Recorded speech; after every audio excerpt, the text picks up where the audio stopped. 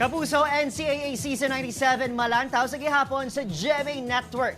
Face-to-face sporting events, gina-target kung pahanugutan sang CHED kag IATF. Yaring balitang itutukan ni John Sala.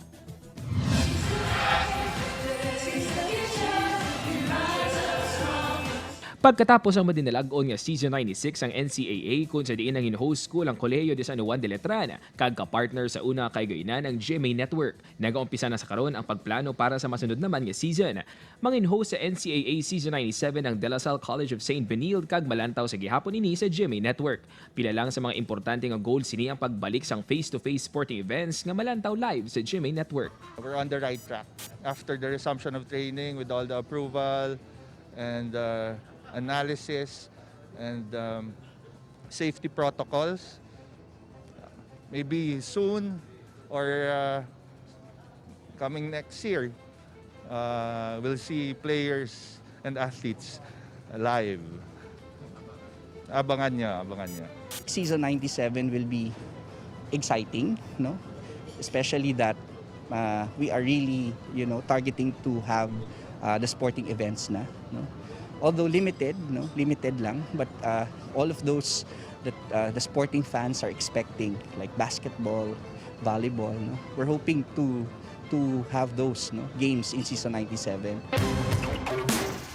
Madamo sa mga atleta gikan sa NCAA schools ang fully vaccinated na, gani nagapangayo sang permiso ang NCAA para liwat nga makatrain ang mga ini. Ginaplanuhan sang maayos ang NCAA school officials ang mga pinaka-safe kag epektibo nga pamaagi sang live games sa sporting events. Himuon ang ini kung may pahanugot na gikan sa policy board members ang NCAA, CHED kag IATF. Ang pinaka-importante dito, safe ang lahat, no?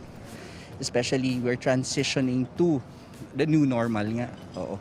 At ang GMA naman, we always follow kung ano yung mga government policies. Apisar nga wala sang physical contact sports sa NCAA Season 96, napakita sa gihapon sa student athletes ang ila talento kag skills pagi sa online sport events kaangay sang taekwondo kag chess kag mga challenge-based games sa basketball kag volleyball.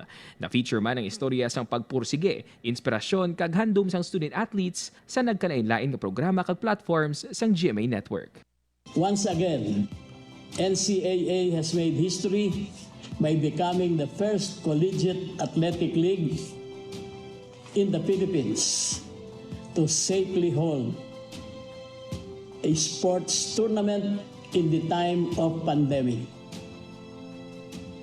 Keeping the spirit of sportsmanship alive during these trying times is a necessary message that promotes unity and hope. That when we all come together, we can all rise up stronger. This makes us even more proud to call GMA the home of NCAA. John Sala, One Western Visayas.